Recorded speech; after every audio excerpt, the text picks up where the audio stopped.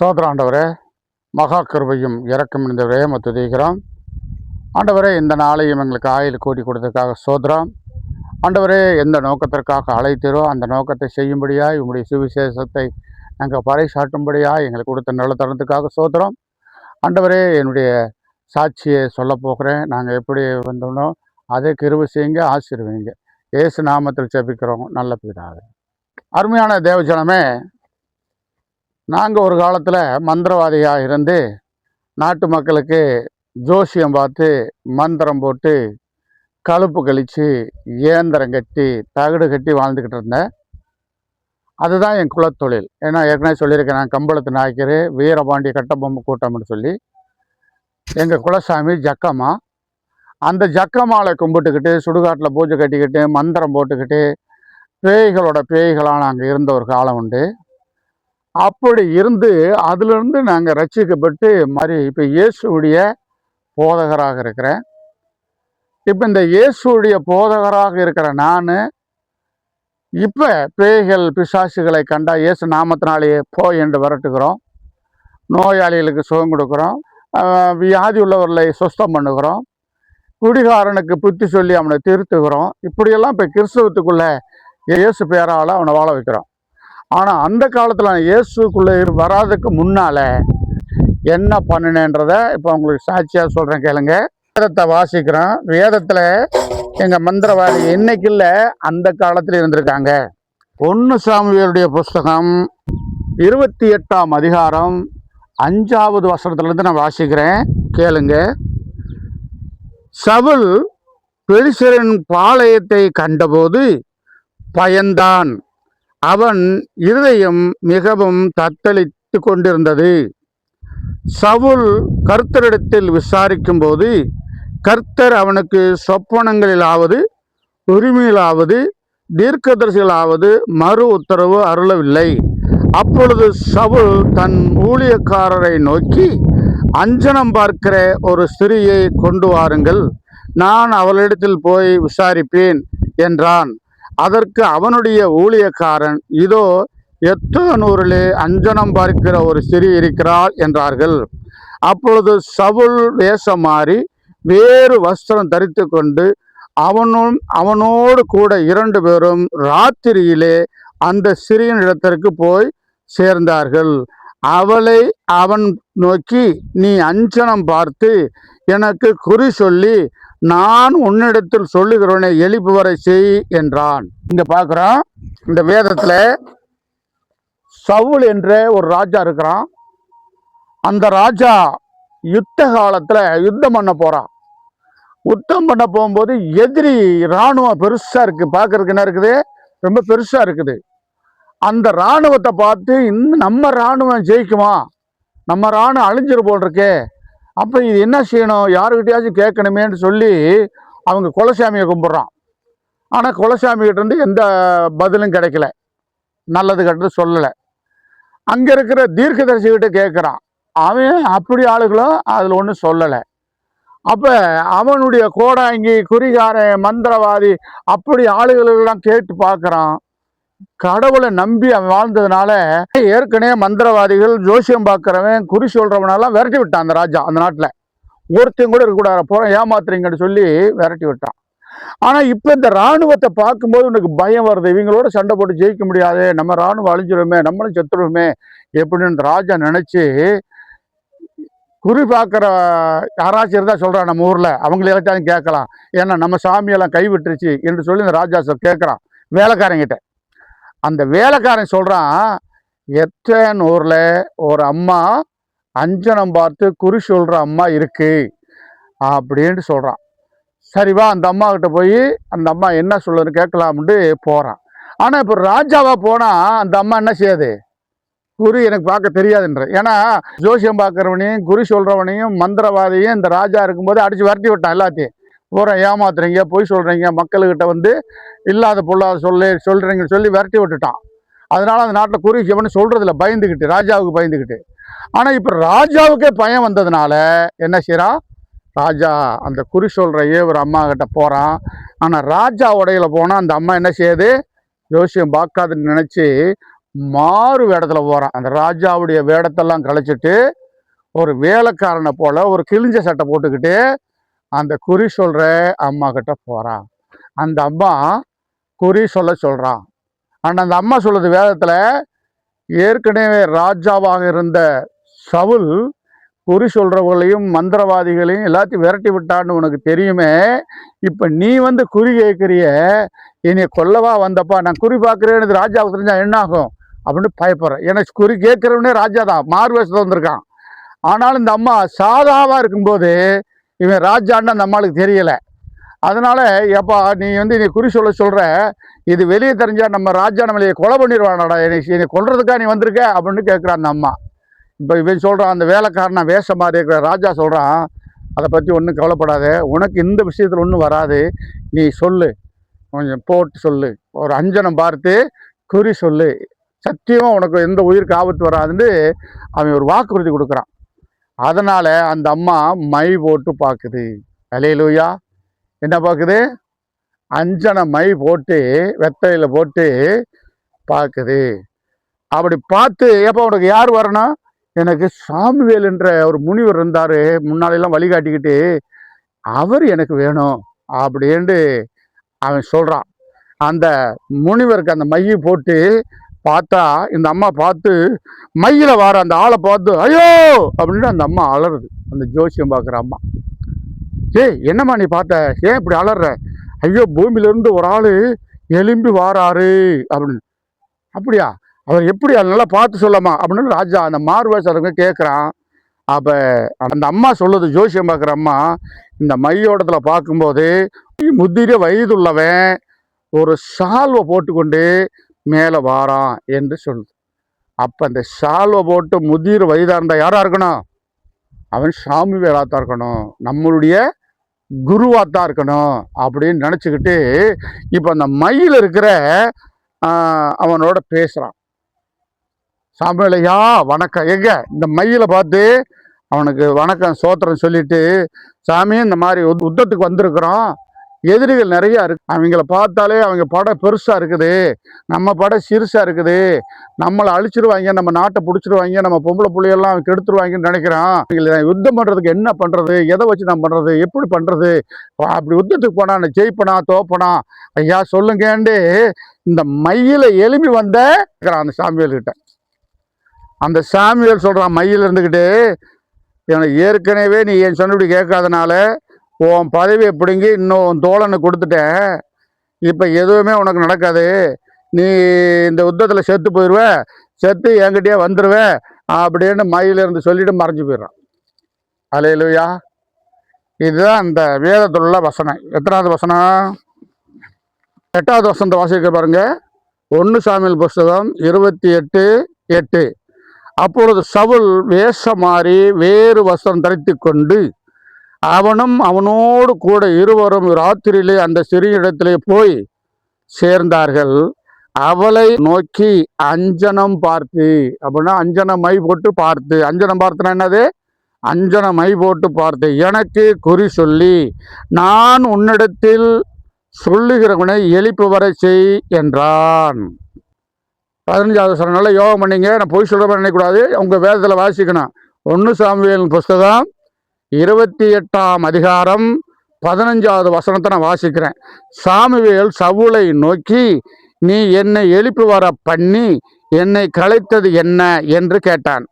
அதற்கு சவுல், நான் மிகவும் நெருக்கப்பட்டிருக்கிறேன், பெலிஸ்தர் எனக்கு விரோதமாய் யுத்தம் பண்ணுகிறார்கள், தேவனும் என்னை கைவிட்டார், அவர் தீர்க்கதரிசிகளாவது சொப்பனக்காரர்களாவது எனக்கு மறு உத்தரவு அருளவில்லை, ஆகையால் நான் செய்ய வேண்டியதை நீ எனக்கு அறிவிக்கும்படி உம்மை அழைப்பித்தேன் என்றான். இப்ப இந்த மையில் இருக்கிற அந்த வெத்தலையில் போட்டிருக்கிற அந்த மையில வர சாமுவேல்கிட்ட கேட்குறான், இந்த மாதிரி யுத்தம் வந்திருக்கு, என் எதிரிகள் நிறைய இருக்கிறாங்க, அது என்ன செய்ய எனக்கு தெரியல, ஜோசியக்காரங்கிட்ட கேட்டேன், எங்கள் ஊரில் இருக்கிற கோடாங்கி கிட்ட கேட்டேன், நம்ம சாமி கிட்ட கேட்டேன், ஒன்றுமே கிடைக்கல, நீங்கள் என்ன சொல்கிறீங்க அப்படின்ட்டு மையில் இருக்கிற அந்த மையை பார்த்து, அந்த வெத்தல இருக்கிற அந்த அஞ்சன மையில் இருக்கிற மனுஷனை பார்த்து இவன் கேட்குறான் இல்லையா. அதுக்கு 16வது வசனம். அதற்கு சாமுவேல், கர்த்தர் உன்னை விலகி உனக்கு சத்துருவாய் இருக்கும்போது நீ என்னிடத்துல கேட்பான என்ன? 19வது வசனம் நல்லா கேளு. கர்த்தர் உன்னுடைய ஜனமாகிய இஸ்ரவேலரையும் பெலிஸ்தர் கையிலே ஒப்பு கொடுப்பார். நாளைக்கு நீயும் உன் குமாரரும் என்னோடு கூட இருப்பீர்கள். இஸ்ரவேலின் பாளையத்தையும் கர்த்தர் பெலிஸ்தர் கையிலே ஒப்பு கொடுப்பார் என்று சொல்லுகிறார். அந்த மயிலருக்கு இப்ப நான் இப்ப படிக்கும் போது நீங்க என்ன சொன்னீங்க? சாமுவேலும் ராஜா சவுலும் நீங்க பேசுறது மாதிரி இருக்கு இல்லையா? இல்லையா? அப்படித்தானே? நம்ம தீர்க்கதரிசி சாமுவேல் அந்த பெரியவரும், ஆனா ராஜாவை சவுல 2 பேரும் பேசுற மாதிரி இருக்கு இல்லையா? இப்ப பாருங்க 3வது வசனத்தை வாசிக்கிறேன், கேளுங்களேன். சாமுவேல் இதற்கு முன்பே மரித்து போனான். இஸ்ரவேலர் எல்லோரும் அவனுக்கு துக்கம் கொண்டாடி அவன் ஊராகிய சாமாவிலே அவனை அடக்கம் பண்ணினார்கள். சவுல் அஞ்சனம் பார்க்கிறவர்களையும் குறி சொல்லுவர்களையும் தேசத்தில் இராதபடிக்கு துரத்தி விட்டான். புரியுதுங்களா? 3வது வசனத்திலேயே அந்த பெரியவர் அந்த சாமுவேல் இறந்துடுறாரு. அதனால இப்ப 6 பேர் இருக்கும்போது நாளைக்கு நடக்கிறது என்னன்னு சொன்னாரு தீர்க்க தரிசனத்துல. ஆனா இப்ப சொல்றதுக்கு ஆள் இல்லை. ஆனா இப்ப செத்த சாமுவேல்கிட்ட மை போட்டு அஞ்சன மயில பாக்குறான். அல்லேலூயா. புரியுதா? இந்த அஞ்சன மை பார்த்த அந்த அம்மா தான் எங்க அப்பான பெத்த. புரியுதா இப்ப சொல்றதே? நாங்க அந்த தொழிலை தான் செஞ்சோம். எந்த தொழில?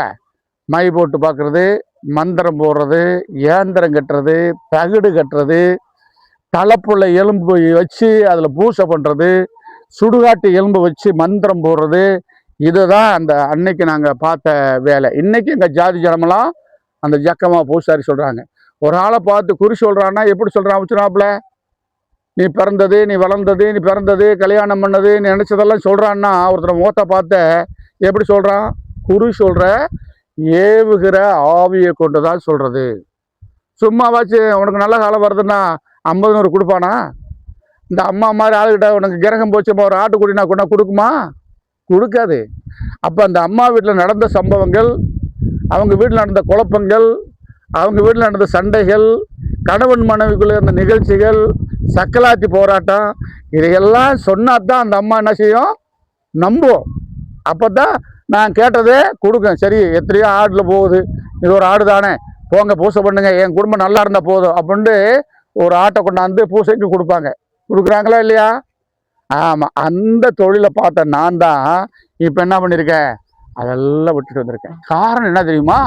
அது நிறைய சம்பாரிச்சோம். அந்த ஜோசியம் பார்க்கறதுனால நிறைய சம்பாரிச்சோம் இல்லையா? அது ஒண்ணுமே நிக்கல. ஒரு பக்கம் வருவான், ஒரு ஒரு குடிசாத்தனை ஏவ சொல்லுவான், ஒரு பக்கம் ஏவி விடுவோம். அது அந்த மாட்டு இருக்கிற பாலெல்லாம் குடிச்சிடும். அந்த மாடு வத்தி போகும். வீட்டுக்காரர் பால் பிச்சுவாரு, ஒண்ணுமே பால் இருக்காது. நேரமே சரியில்லைன்ட்டு அவன் வருவான், கோடாங்கி நாய்க்கிற நாயினா ஒரு திண்ணூறு வந்துருச்சு கொடுன்னு. இப்போ என்ன செய்வான்? அவங்ககிட்ட கொஞ்சம் காசை வாங்கிட்டு அது கொஞ்சம் ஜக்கமாக பேர் சொல்லி கொஞ்சம் திண்ணூறு வந்துருச்சு கொடுப்போம். அவன் மாட்டில் போட்டால் பால் கறக்கும். இப்போ இவங்ககிட்டையும் காசு வாங்கிட்டோம், அவங்ககிட்டையும் காசு வாங்கிட்டோம். அதை வச்சு என்ன செய்ய முடியல? அந்த தரித்திரம் எங்கிட்ட காசு நிற்கலை. எவ்வளோ வந்து இல்லைன்னா இருது, தண்ணி அடித்தோம், சாராயம் அடித்தோம், சண்டை போட்டோம், பஞ்சாயத்து போனோம், சினிமாவுக்கு போவோம், ஆஸ்பத்திரி போனோம். இப்படித்தான் அந்த காசு போச்சே ஒழிய ஒரு நல்ல வழிக்கு செலவு செய்யலை. புரியுதா? அப்போ இந்த நிலையில் இருக்கும்போது தான் நான் என் மனைவிக்கு ஒரு வியாதி வந்து எல்லா கோயிலையும் பார்த்து எல்லா பூசாரியும் பார்த்துட்டு இயேசு கோயிலுக்கு போய் சுகமானேன். அல்லேலூயா, அல்லேலூயா. அப்போ அந்த காலத்தில் நான் பேயை எப்படி ஓட்டி பண்ணி தெரியுமா? ஒரு நாள் இந்த பூசை பண்ணிக்கிறேன். ஒரு அம்மாளுக்கு பேய் பிடிச்சிருக்குன்னு அந்த ஐயா தேவர் வந்தார். அவங்க எல்லாம் தேவர், என் மதுரை மாவட்டத்தில் பூரா தேவமாக இருப்போம். நாய்க்கிறே, என் வீட்டுக்காரிக்கு ஒரு பேய் பிடிச்சிருக்கு நாய்க்கிறே, நீங்கள் வந்து அதை கொஞ்சம் பாருங்க அப்படின்னா. சரி, பேய் பிடிச்சிருக்கா, நம்மளுக்கு யோகம் தான், அன்னைக்கு பேய் நம்மளுக்கு சம்பாரிச்சு கொடுக்க போகுது அப்படின்னு நான் போனேன். போய் அங்கே முத்து ஏடு போட்டு பார்த்தேன். அந்த அம்மாளுக்கு என்னை பார்த்த சோறுக்கு பல்லு கடிக்குது, தலையை ஆட்டுது, முறைக்குது. அப்போ சாதா பொம்பளை என்ன முறைக்குவான், அதுக்குள்ளே என்னமோ ஒரு ஆவி இருக்குது என்ன நினச்சி அந்த வீடு வாசலாம் முளகு சொல்லி வெள்ளிக்கிழமை சாயந்தரமாக ஒரு 8 மணியை போல் வாசலில் உட்கார வச்சு சூடம், சாம்பிராணி, தேங்காய் இதெல்லாம் போட்டு வச்சு சாமியை வர்ணித்தோம். வர்ணிக்கும் போது தான் இப்போ எங்கள் ஜக்கமாலை வர்ணிக்கும் பாருங்களேன். அம்மாடி அம்மா ஜக்கம்மாளே சந்திரவாதி சாமி அம்மா அங்கே தாயி வந்து பாரு தாயி சோசியமை போட்டு பாரு என்ன எங்க வீட்டுல நடக்குதுண்டு சொல்லிடம்மா ஜக்கம்மாவே அம்மா ஜக்கம்மாவே அம்மா ஜக்கம்மாவே அம்மா ஜக்கம்மாவே. இப்படி நம்ம வருந்தும் போது அந்த மண்டிகால் போட்டிருக்கிற தங்கச்சி என்ன செய்யும், ஆடிடும். இப்போ சுற்றி அவங்க தாய் புள்ள அந்த ஊருக்காரங்களாம் இருப்பாங்க. ஊரில் இருக்க பெரிய மனுஷனும் வந்து நம்ம பக்கத்தில் உட்காந்துருப்பாங்க. கோடாங்க என்ன செய்யறாரு பார்க்கலான்னு. அந்த ஊரில் நாட்டாம கணக்கு புள்ள இவங்களாம் என்ன ஜாம கோடாங்க என்னமோ செய்கிறாராம்லே பெரிய ஓட்டுறாங்க எப்படி ஓட்டுறாரு பார்க்கலான்னு பக்கத்தில் உட்காந்துருப்பாங்க பெரிய எல்லாம். அதில் 2 சாராயம் குடிக்கிறவங்க வந்து உட்காந்துருப்பான். நம்மக்கிட்ட காசு வாங்கி சாராயம் குடிக்கிற கோஷி இருக்கும். அவங்கள நாயனா வந்துட்டாரு இன்னைக்கு சாராயம் நமக்கு தான் அப்படின்ட்டு. ஏன்னா அதுக்குன்னு ஒரு இருப்பாங்க. அப்போ எல்லா பொம்பளை பிள்ளையும் சுற்றி நிற்கும். இப்போ ஆட்டம் கொடுக்கும். அந்த பிள்ளை என்ன செய்யும், ஆட்டம் கொடுக்கும். ஆட்டம் கொடுக்கும்போது நாங்கள் இப்போ சாமியை வருந்தோம். கருப்பு சாமி ஐயா கருப்பு சாமி கருங்க கட்டி கெட்டு காவக்கார சாமி அல்லோ ஐயோ சாமி அல்லோ இங்க வந்து வந்து ஆடுறது யாரு என்று சொல்லுங்க, யாரு என்று யாரு என்று அம்மா யார். இப்படி சொடுக்கு அடிக்க அடிக்க அந்த ஆட்டம் அந்த பிள்ளைக்கு இன்னும் ஓவர் ஆகிடும். அப்படியே தலையை சுற்றி மாறுகால் போட்டு ஒரு டான்ஸ் ஆடின மாதிரியே இருக்கும். நல்லா இடுப்பு துணியெல்லாம் விலகாத ஆடி வைக்கும், நல்லா கட்டி வச்சு ஆட வைப்போம். அப்போ அந்த புள்ள ஆடிக்கிட்டே சொல்லுது, அண்ணே அண்ணே கோடாங்கண்ணே அண்ணே கோடாங்கண்ணே அண்ணே கோடாங்கண்ணே என் பேரு பார்வதி என்ன அண்ணே பார்வதி என்ன அண்ணே பார்வதி என்ன பெட்டு நான் செத்தேன் அண்ணே அண்ணே செத்தேன் அண்ணே அண்ணே செத்தேன் அண்ணே அண்ணே செத்தேன் அண்ணே அப்படின்னு அழுதுகிட்டே அந்த புள்ள என்ன செய்யுது, ஆடுது. ஊருக்கெல்லாம் ஒரு வேடிக்கை, என்னடா இப்போ நல்லா தான் நினச்சி புள்ள இப்படி ஆடிக்கு இருக்குது, வயசு பொண்ணு என்ன ஆச்சு ஏன்னு இல்லையே, பார்வதின்ற ஒரு பேர் சொல்லுதே அப்படின்னு சொல்லி எல்லாரும் ஆச்சரியப்பட்டு கேட்கும்போது, ஏம்மா நீ பார்வதி நல்ல புள்ள தான், இந்த பிள்ளை ஏன் பிடிச்ச, நீ எப்படி செத்த சொல்லு அப்படி நீ சொல்லினா தங்கமான பிள்ளை, நீ நல்ல பிள்ளை இல்லையா, நீ அப்புறாணிலாம் பிடிச்சி ஆட்டக்கூடாது, உனக்கு என்ன வேணுமோ நாங்கள் வாங்கி தரோம், ஒன்றும் கலங்காதம்மா, அழுகாத அழுகாத அழுகாத தங்கமே அழுகாத, என் மக போல நீ ஒரு மக அழுகாதம்மான்னு சொல்லி அந்த பேய்க்கு ஆறுதல் சொல்லி கேட்போம். இப்போ அந்த புள்ள சொல்லுது ஆடிக்கிட்டே, அண்ணே என்னே என் புருஷன் என்னை சந்தேகப்பட்டு அண்ணே வெட்டிட்டான் அண்ணே அண்ணே வெட்டிட்டான் அண்ணே அண்ணே வெட்டிட்டான் அண்ணே, நான் தப்பு செய்யல நான் ஒன்றும் செய்யல, என்னோட சந்தேகப்பட்டு அண்ணே சந்தேகப்பட்டு அண்ணே வெட்டிட்டான் அண்ணே என்ன வெட்டிட்டான் அண்ணே என்ன புருஷங்காரனே வெட்டிட்டான் அந்த பிள்ளைய. என்னம்மா சொல்ற, புருஷங்காரி எதுக்குமா வெட்டினா, வீட்டுக்குள்ள வெட்டினானா வெளியே வெட்டினானா, நீ அவன் பின்னால எப்படி போன, அவன் கூட எப்படி வாழ்ந்த அப்படின்னு நம்ம கேட்கும்போது இப்போ எல்லாரும் கூட்டமே இருக்கு இல்லையா, எல்லாரும் சிலர் சொல்றாங்க, இந்த சம்பவம் நடந்துச்சியா, அந்த புள்ள பேர பார்வதாயா, இப்போ 10 வருஷம் இருக்கு அந்த புள்ள செத்தது, போலீஸ்காரெல்லாம் வந்து விசாரணை பண்ணிட்டு போனாங்க அப்படின்ட்டு அழகெல்லாம் பேசுவாங்க. ஏமா எப்படிமா அவன் புருஷன் வெட்டினா அப்படின்னா, அந்த புள்ள சொல்லுது, அழகான குழந்தைய பெற்றிருக்கு, அதுதான் சந்தேகம் புருஷனுக்கு. ஏன்னா இவனும் கருப்பு அந்த புள்ளையும் கருப்பு, இந்த புள்ள மட்டும் சிகப்பா எப்படி பிறந்துச்சு அப்படின்னு அவனுக்கு ஒரு சந்தேகம். அந்த சந்தேகத்தில் அந்த புள்ள ஒரு தப்பும் செய்யலை. ஆனால் அவங்க அந்த பிள்ளையோட தங்கச்சி புருஷன் பாரு, அவங்களும் சிகப்பா இருந்திருக்கான். அந்த தங்கச்சி பிள்ளையோட புருஷன் சிகப்பா இருந்திருக்கான். இவனுக்கு சந்தேகம், அப்போ நம்ம பொண்டாட்டி அவங்க கூட பேசியிருக்கிறா, அதனால தான் இந்த புள்ள சிகப்பா பிறந்திருக்கு, இந்த புள்ள அவனுக்கு பிறந்ததுதான் அப்படின்னு மனசில் வச்சுக்கிட்டு என்ன பண்ணியிருக்கான், நைஸாக வா வேலைக்கு போகணும், நம்ம தோட்டத்தில் கொஞ்சம் வேலை பார்க்கணும்னு களை எடுக்கிறதுக்காக கூப்பிட்டு போயிருக்கான். இவளும் பாவம் வஞ்சகம் இல்லாமல் புள்ளையை தூக்கிட்டு தொட்டில் போட்டுட்டு அவன் போய் வேலை பார்த்துக்கு இருக்கான். வேலை பார்த்துக்கு இருக்கும்போது தான் அவன் கேட்டிருக்கான், நீயும் கருப்பாக இருக்கிற, நானும் கருப்பாக இருக்கிறேன், நம்ம குழந்தை மட்டும் சிகப்பாக இருக்குது, எப்படி பிறந்துச்சு அப்படின்னு அவன் கேட்டிருக்கான். என்னங்க இப்படி கேட்குறீங்க, இப்படி கேட்குறீங்களே, நான் ஒரு பாவம் செய்யலைங்க அப்படின்னு அந்த பிள்ளை எவ்வளவோ சொல்லியிருக்கு. இல்லை, எனக்கு இந்த குழந்தை மேலே சந்தேகம் இருக்குது.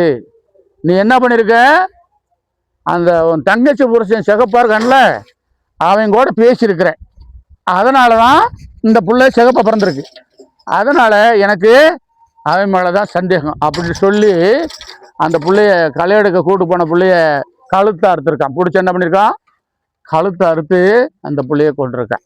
இப்போ அந்த பிள்ளை அழுதுகிட்டே சொல்லுது, அண்ணே அண்ணே அண்ணே கோடாங்கண்ணே, அண்ணே கோடாங்கண்ணே, களை எடுக்க காட்டுட்டு போன மண்ணே, அண்ணே போன மண்ணே, அண்ணே போன காட்டிலே எங்களை சந்தேகப்பட்டு, அண்ணே சந்தேகப்பட்டு, என்னை சந்தேகப்பட்டு வெட்டிட்டானே, என்ன வெட்டிட்டானே, என்ன வெட்டிட்டானே. பார்வதிமா, ஏன் இப்படி ஆடுற, ஏன் அழுகிற, நீ தப்பு செய்யாமல் எப்படிமா அவன் புருஷன் வெட்டுவான்? இப்போ கோடாங்க நான் கேட்குறேன், நிறைய கூட்டம் இருக்குது இல்லையா, நிறைய கூட்டம் இருக்குது. பொம்பளை பிள்ளைலாம் அந்த பெரிய கிழவிகளாம் ஆமான்றாங்க, இந்த சம்பவம் நடந்தது ஆமான்றாங்க. ஏமா நீ தப்பே பண்ணலைன்னு உன் புருஷன் எப்படி நீ வெட்டுவான் அப்படின்னா, நான் ஒரு தப்பு செய்யலை சாமி, நான் எந்த இதுவும் கிடையாது, என் தங்கச்சி புருஷனுக்கு சிவப்பாக இருப்பான், அவனை மாதிரி இந்த புள்ள பிறந்தா நல்லா இருக்குமான்னு நினைச்சது உண்டு. ஆனால் அவங்ககிட்ட கிட்டத்துலையோ போய் பேசுறதில்லை, அவங்ககிட்ட படுத்ததில்லை, அவனுக்கு எனக்கு சம்மந்தமே இல்லை சாமி, அவன் கொஞ்சம் நல்லா சிவப்பாக அழகாக இருப்பான், அந்த மாதிரி குழந்தை பிறந்தா நல்லா இருக்குமான்னு நான் நினைச்சது உண்டு, ஆனால் இந்த தப்பு நான் செய்யலை அப்படின்னு சொல்றேன். அவன் புருஷங்காரன், நீ தங்கச்சி புருஷனோட தாண்டி போயிருக்க அப்படின்னு சொல்லி வெட்டிட்டானே, நான் காத்தா இருக்கிறேன்னு. இந்த கன்றாய் எல்லாரும் இந்த பக்கத்தில் வேடிக்கை பார்க்குறாங்களா, ஐயோ பாவமே இப்படி ஒரு கன்றாவி நடந்திருக்குதா, இந்த கன்றாவி எங்கே சொல்கிறது என்று சொல்லி அவங்க கண் கலங்கிறத பார்க்குறோம்.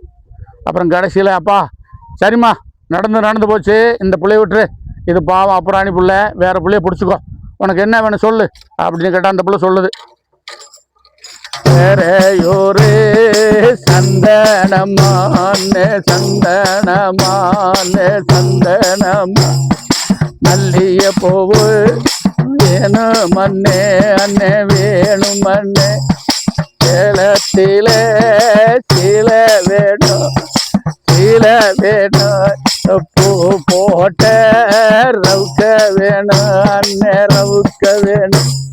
இப்போ கேட்குது, மஞ்சள் வேணும், கிழங்கு வேணும், பூ வேணும், பொட்டு வேணும்னு எது கேட்குது, பிசாசு கேட்குது. எழுதிக்கிறா தம்பி, யாரா வீட்டுக்காரன் பொம்பளை பிள்ளைக்கு புருஷன் அப்படின்னு சொல்லி அவனை எழுத சொல்ல கேட்க கேட்க கேட்க எழுது.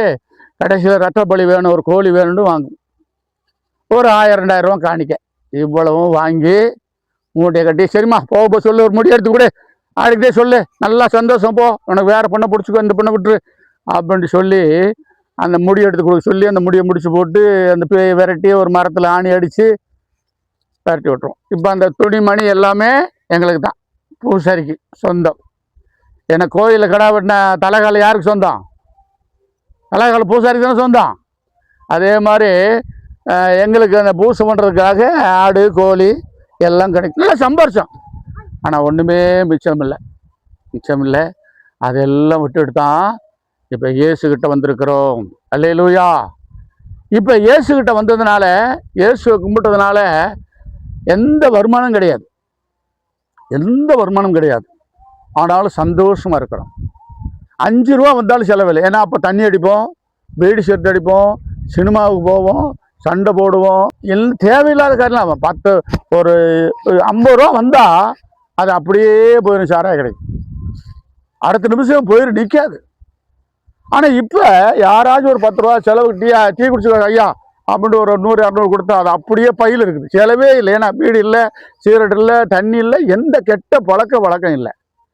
அப்போ நோய் இல்லை, வியாதி இல்லை. ஏன்னா எந்த பழக்கம் இல்லாட்டி நோய் எப்படி வரும் அல்ல. அப்போ படிக்காத நான் கோடாங்கி அடித்து சுடுகாட்டில் கிடந்த எண்ணெய் தூக்கி எடுத்து ஒரு பெரிய மனுஷனாய் மாற்றினார். அல்லேலூயா, அல்லேலூயா.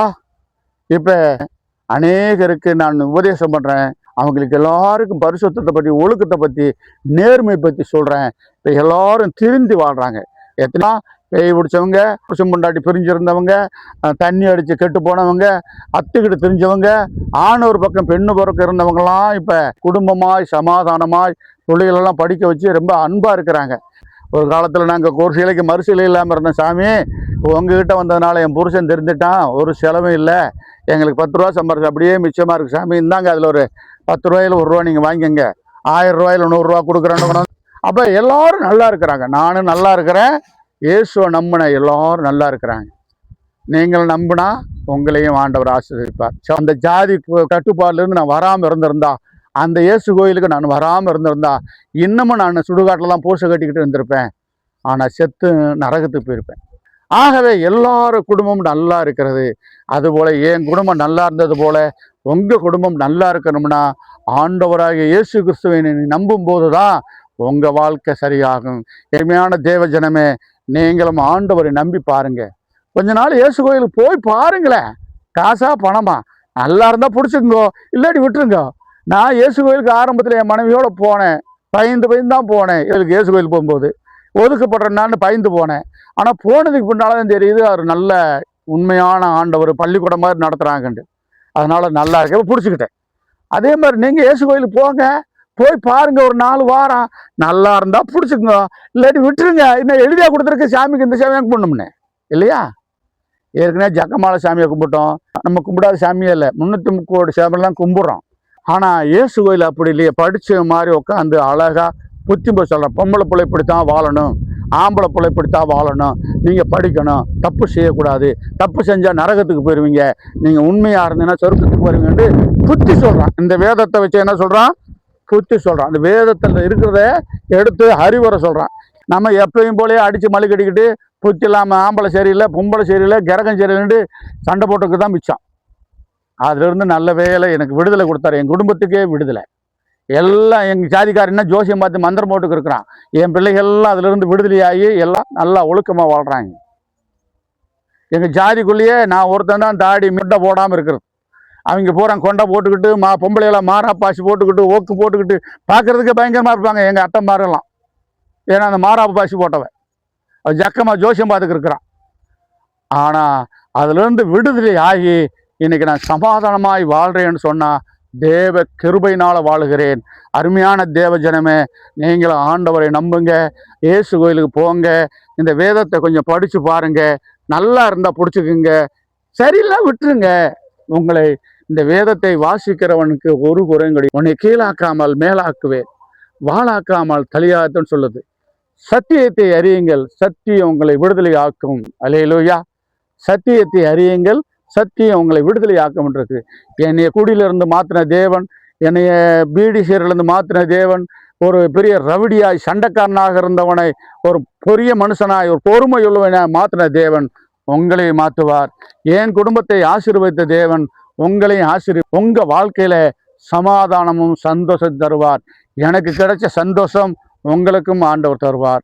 நம்புங்க, காசு பணம் செலவில்லை, ஆண்டவரை நம்பினால் போதும், அவரை உங்களை ஆசீர்வதிப்பார். ஜெபணுமா?